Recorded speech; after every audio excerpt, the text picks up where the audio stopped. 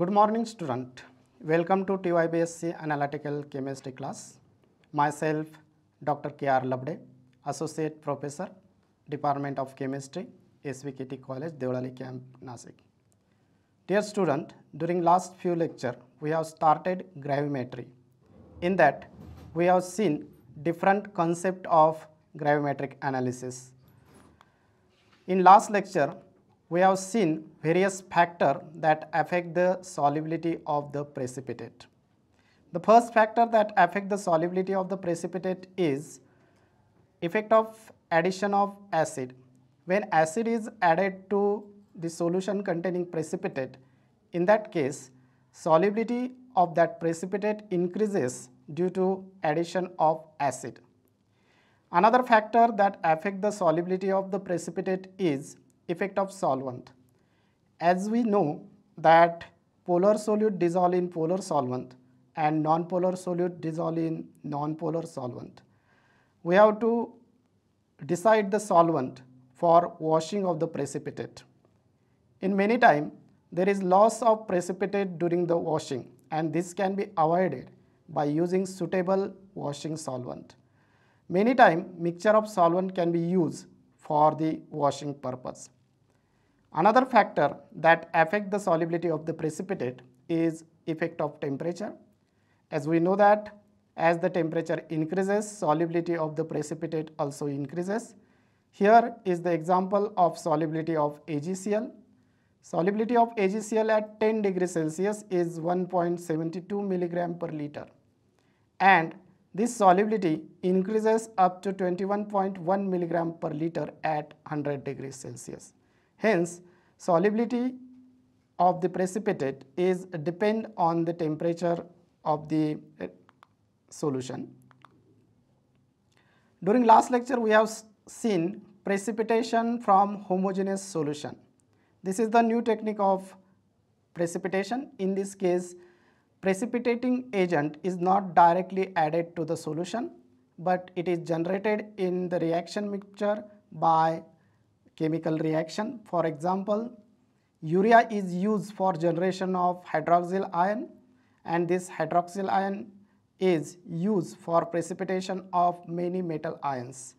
When urea is added to water, there is formation of carbon dioxide, ammonium ion and hydroxyl ion, and this hydroxyl ion can combine with Al3 plus or Mg2 plus or any other metal cation which is present in the reaction medium, and there is formation of the precipitate. In this case, Al3 plus that combine with 3OH minus, and there is formation of AlOH thrice as a precipitate. Hence, homogeneous precipitation is the method in which precipitating agent is not directly added, but it is generated in the reaction medium because of chemical reaction that are taking place in that reaction medium. During last lecture, we have also seen different operations involved in gravimetric analysis. As we know that there are several operations just like precipitation, digestion, filtration, washing, drying and ignition, weighing and calculation. These are some operations that are involved in gravimetric analysis. In precipitation, precipitation formation take place. Say for example, Ag plus can combine with Cl minus, and there is formation of AgCl as a precipitate. Digestion is the process in which precipitate is allowed to stand for 24 hours or more time. In some time, this precipitate is warm with mother liquor, and that process is called as digestion process. Filtration, different filtering media are used for the filtration of the precipitate. Washing of the precipitate is very important because if your precipitate is soluble in washing liquid, then there is loss of precipitate and errors are arise in quantitative analysis. That's why selection of washing liquid is very important. Another thing that is drying and ignition. When precipitate is dried up to 250 degrees Celsius, then it is called as drying process, and if it is heated from 250 degrees Celsius to 1200 degrees Celsius, then that process is called as ignition process. Depending upon the nature of that precipitate, we have to decide whether we have to dry that precipitate or ignite that precipitate. Another operation is weighing and calculation. Constant weight is taken after drying of the precipitate, and after that we perform the calculation to find out the amount of element present in that sample. During last lecture, we have also seen organic precipitants. Organic precipitants are the compounds or the reagent that are added for formation of the precipitate. They are used for precipitating various metal ions. They contain acidic as well as basic group. They having heteroatom. Some of them they have heteroatom and unpaired electron are present on them. They have high molecular weight, hence small amount of metal can be extracted or can be precipitated out, and hence the weight of that precipitate can be taken. Many of organic precipitants are selective and they can form precipitate with selective cation only.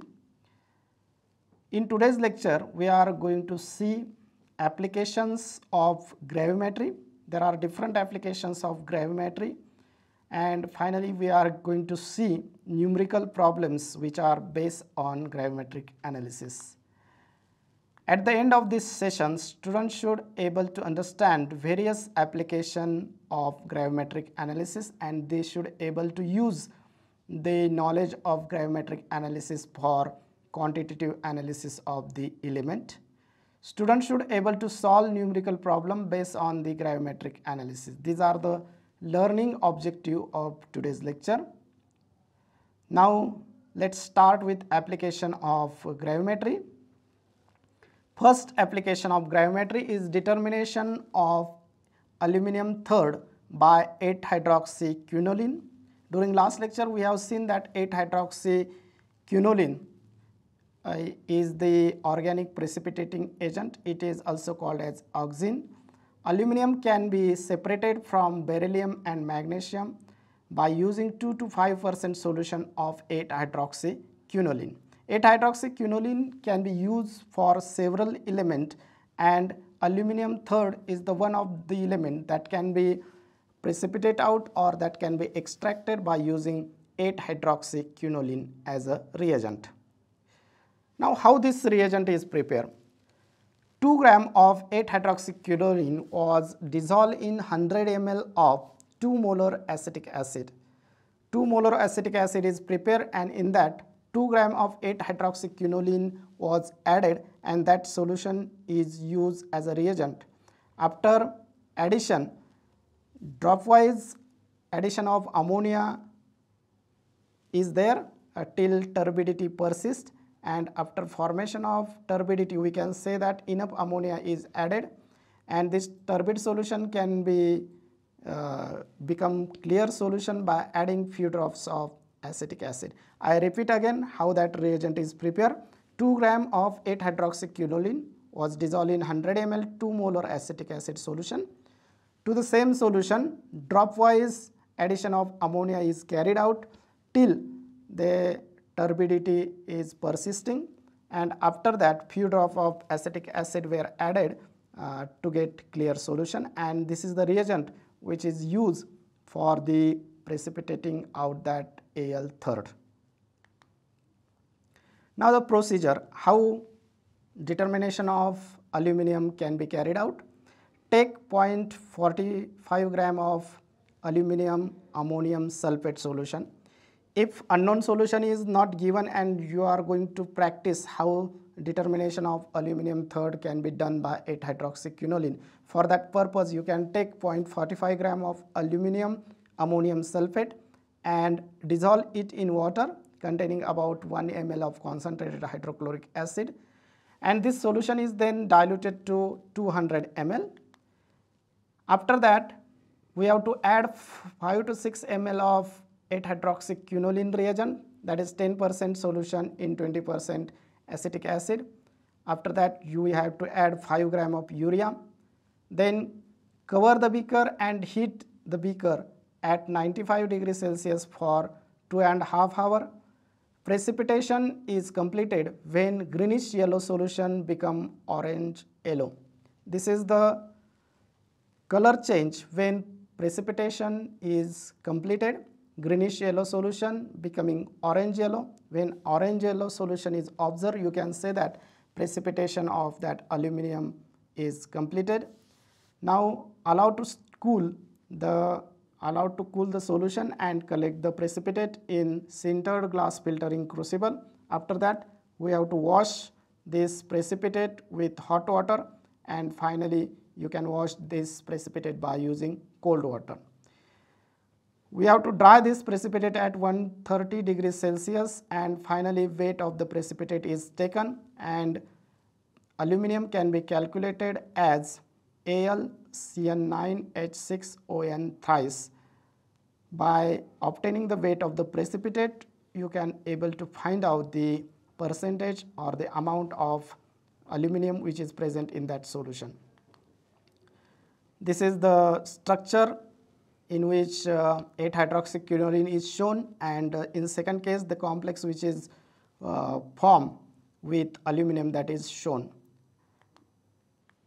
Now second application of the gravimetry is determination of calcium as calcium oxalate. Calcium can be determined by using oxalate in basic medium. Precipitate of calcium oxalate is formed in basic medium, and this is the reaction. In this reaction it is shown how that calcium oxalate precipitate is obtained. Ca2 plus ion that combine with C2O4 2 minus ion, that is oxalate ion in aqueous medium, and there is formation of CaC2O4 monohydrate, means calcium oxalate monohydrate is the precipitate which is obtained here. Now the procedure for formation of this precipitate: take sample containing 0.2 gram of calcium into 500 ml beaker. If unknown solution is not provided to you, then you can practice this method by using the known solution, and for this you can take 0.2 gram of calcium and add it into 500 ml beaker. To this solution we have to add 10 ml water. After that 15 ml 1:1 hydrochloric acid is added, and after that we have to heat this solution for dissolution of that calcium, and this solution is then boiled for several minutes to expel carbon dioxide.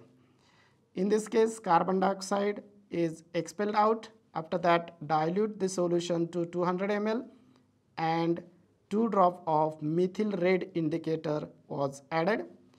Heat the solution to boiling and add slowly warm solution of 2 gram of ammonium oxalate in 50 ml of water. Ammonium oxalate is the precipitating agent in this case.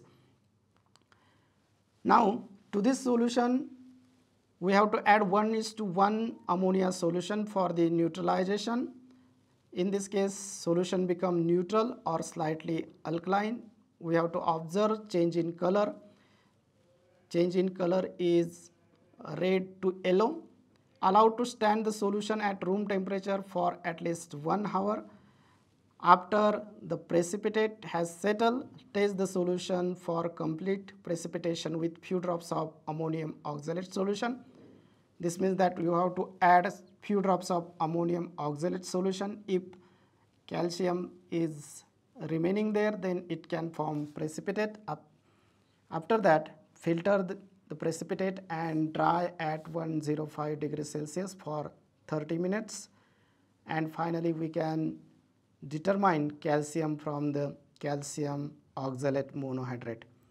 This is the method for determination of calcium as calcium oxalate. Now third application of gravimetry we are going to discuss, that is determination of potassium as potassium tetraphenyl borate. Sodium tetraphenyl borate, that is NaBPH4, that is the best precipitating agent for the potassium, and this is the reaction in which it is shown that how K plus is going to replace that Na which is present in the reagent. K plus plus NaBPH4, that is sodium tetraphenyl borate. It gives KBPH4, that is potassium tetraphenyl borate, and there is for generation of Na plus ion in that solution. Hence, potassium tetraphenyl borate precipitate is formed in this reaction.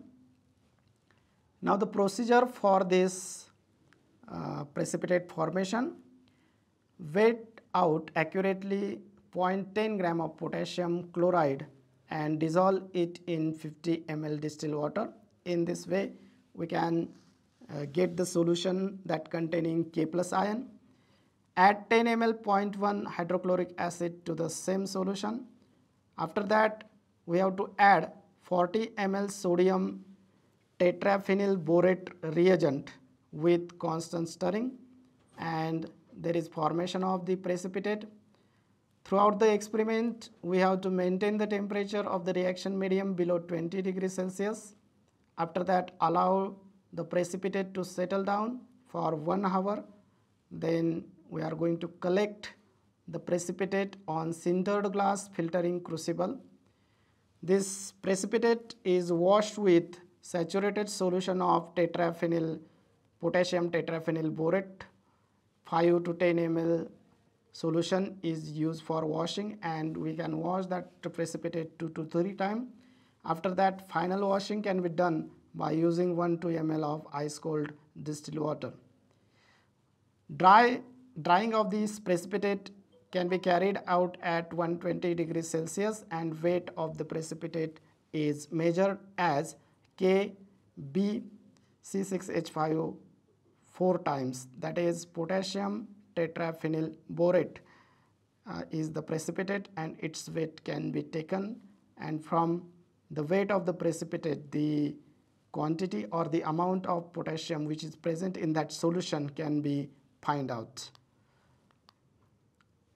Now we are going to see the numerical problems based on this gravimetric estimation or gravimetric analysis. First problem: calculate solubility of barium sulfate in water if solubility product is 1.41 into 10 raised to minus 10 mole per liter.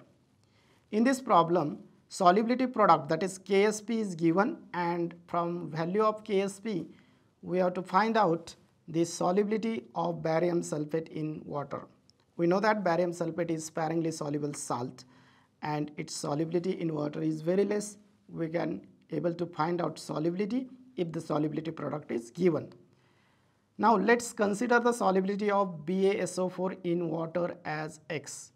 We have to imagine that solubility of BaSO4 in water is X, hence BaSO4, that is barium sulfate, can dissociate as Ba2 plus SO4 2 minus. If the solubility is X, then X amount of Ba2 plus they are generated, and X amount of SO4 2 minus is also generated.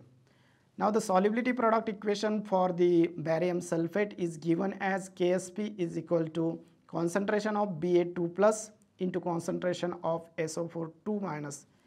In this case, 1 mole of barium sulfate produce 1 mole of Ba2 plus as well as 1 mole of SO4 2 minus. Hence, solubility product is equal to X square. X is the solubility product, solubility. Hence, KSP is equal to X square, that equal to 1.41 into 10 raised to minus 10. Solubility product is given, and from that we can able to find out solubility, that is the X. X is equal to square root of solubility product and square root of 1.41 into 10 raised to minus 10. If you solve this, you can get 1.187 into 10 raised to minus 5 moles per liter. This is the solubility of barium sulfate in water. If you want to find out the solubility in gram per liter, then this mole per liter is multiplied by molecular weight of that barium sulfate, and it is 233. 1.187 into 10 raised to minus 5 into 233, that gives you 2.76 into 10 raised to minus 3 gram per liter. Hence, from this problem we can say that if solubility product is known, from solubility product we can able to find out the solubility of that sparingly soluble salt, solubility in moles per liter, that can be find out, and you can convert that solubility in gram per liter by multiplying that solubility by the molecular weight of the that sparingly soluble salt. Now the second problem, solubility of AgCl is 0.0030 gram per liter. Calculate the solubility product. Molecular weight of AgCl is also given and it is 143.5. In this problem, solubility is given, and from solubility we are going to find out the solubility product, and as the solubility is expressed in gram per liter, we require the molecular weight of that sparingly soluble salt, and it is also given, it is 143.5.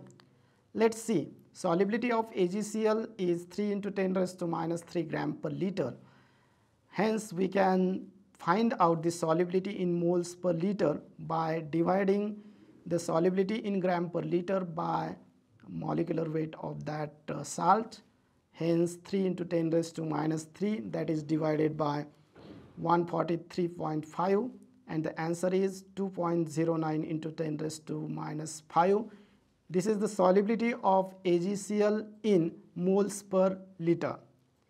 Now we can able to find out the solubility product. For that purpose we know we require the dissociation of AgCl. When AgCl is dissociated, it gives Ag plus and Cl minus. This means that 1 mole of AgCl produce 1 mole of Ag plus and 1 mole of Cl minus. Hence, the solubility product of AgCl is given as Ksp is equal to concentration of Ag plus into concentration of Cl minus. Hence, Ksp is equal to 2.09 into 10 raised to minus 5. This is the solubility of Ag plus, and same is the solubility of Cl minus. Hence, 2.09 into 10 raised to minus 5 into 2.09 into 10 raised to minus 5, and the answer is 4.36 into 10 raised to minus 10. This is the solubility product of AgCl. From this problem we can say that if solubility is known, then we can convert that solubility into moles per liter, and after that we can able to find out the solubility product of that sparingly soluble salt. Now the numerical problem number 3, the solubility of MgOH twice, that is magnesium hydroxide, at 300 Kelvin is 1.75 into 10 raised to minus 4 mole per liter. Calculate the solubility product. In this problem, solubility is directly given in mole per liter. That's why that solubility can be directly used for the calculation. MgOH twice is dissociate as Mg2 plus 2OH minus. 1 mole of MgOH twice produce 1 mole of Mg2 plus and 2 mole of OH minus. Hence, Ksp of this MgOH twice is given as concentration of Mg2 plus into concentration of OH minus raised to 2. Concentration of Mg2 plus is already given, and it is the solubility of MgOH twice. It is 1.75 into 10 raised to 4 moles per liter. Concentration of OH minus is 2 into 1.75 into 10 raised to minus 4, that equal to 3.50 into 10 raised to minus 4 mole per liter. Here we get the concentration of Mg2 plus as well as OH minus also. Hence the solubility product can be calculated as 1.75 into 10 raised to minus 4. This is the concentration of Mg2 plus into 3.50, that is 3.50 into 10 raised to minus 4 raised to 2. This is the solubility of OH minus, and if you do the calculation, it is 1.75 into 10 raised to minus 4 into 12.25 into 10 raised to minus 8, and the final answer is 2.143 into 10 raised to minus 11. Hence, from the solubility, we can able to find out the solubility product. Let's see another problem. Calculate the solubility product of silver chromate. Here, given things are molecular weight of silver chromate, that is given, and it is 331.7, and the solubility is also given 2.54 into 10 raised to minus 2. So, but this solubility is given in gram per liter. Hence, we have to first of all convert this solubility into mole per liter by multiplying with that molecular weight of Ag2CrO4.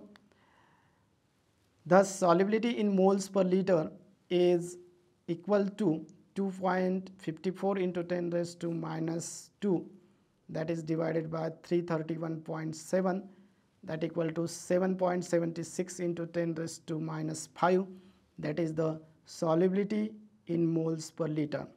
Solubility in moles per liter is calculated by solubility in gram per liter divided by the molecular weight of that sparingly soluble salt.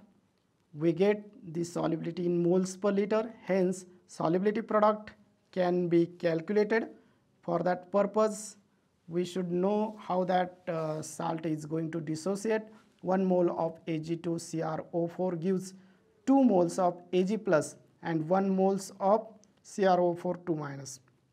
Hence, Ksp is equal to concentration of Ag plus raised to 2 into concentration of CrO4 2 minus. Now, in this case, concentration of Ag plus is 2 into 7.76 into 10 raised to minus 5. Why 2? Because 2 Ag plus are generated from 1 mole of that salt. Concentration of Ag plus is equal to 1.55 into 10 raised to minus 4. Concentration of CrO4 2 minus is 7.76 into 10 raised to minus 5. Hence, by putting the value Ksp is equal to concentration of Ag plus raised to 2 into concentration of CrO4 2 minus, that is 1.55 into 10 raised to minus 4 raised to 2 into 7.76 into 10 raised to minus 5, and if you do the calculation, final answer is 1.86 into 10 raised to minus 12. That is the solubility product of Ag2CrO4. Now the next problem, how much gram zinc should be added to 0.03 mole AgNO3 solution to displace all the silver from the solution? Here spelling of mole should be corrected, MOL should be corrected as MOLE. Now reaction in this case, Zn plus 2 AgNO3, that produce ZnNO3 twice plus 2 Ag. Mole of AgNO3 in the solution, they are 0.03.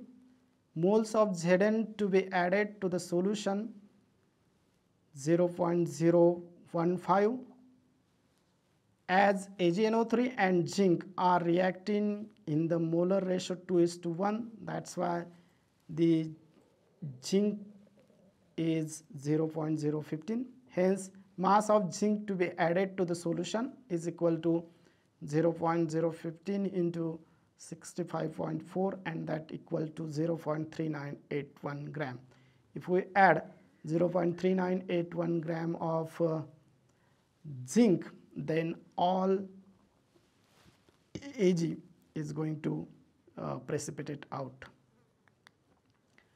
Numerical problem number 6. Solubility product of magnesium hydroxide is 2.10 into 10 raised to minus 11 mole per liter. At 300 Kelvin, calculate the solubility in mole per liter at that temperature. Consider the solubility of magnesium hydroxide as X, Mg2 plus concentration is equal to X mole per liter, and OH minus concentration is equal to 2x mole per liter. KSP is given Mg2 plus into 2OH minus raised to 2. KSP is equal to x into 2x square, that is 4x cube. 2.10 into 10 raised to minus 11 is equal to 4x cube. X cube is equal to 2.10 into 10 raised to minus 11 divided by 4. That give you the value of x cube, that is 5.25 into 10 raised to minus 12. From this we can able to find out x by taking cube root of 5.25 into 10 raised to minus 12. Final value of x is 1.74 into 10 raised to minus 4 mole per liter. Now, on the basis of today's discussion, you have to solve this question and send this question on my Google Classroom. First question, explain the procedure for determination of potassium at potassium tetraphenyl borate. We have discussed the procedure for formation of potassium tetraphenyl borate. In this case, sodium tetraphenyl borate is used as a reagent. You have to discuss all these things in detail. Second question, explain the procedure for determination of phosphorus as ammonium molybdenphosphate. We have also seen this process. Explain the procedure for the calcium as calcium oxalate. Summary of today's lecture. In today's lecture, we have discussed various applications of gravimetry, and finally we have solved some numerical problem based on gravimetry. In that case, we have seen that if solubility is known, then we can able to find out solubility product. If solubility in gram per liter is known, then we can convert it into moles per liter, and after that if it can be used to find out the solubility product. All these things we have discussed during today's lecture. Thanks.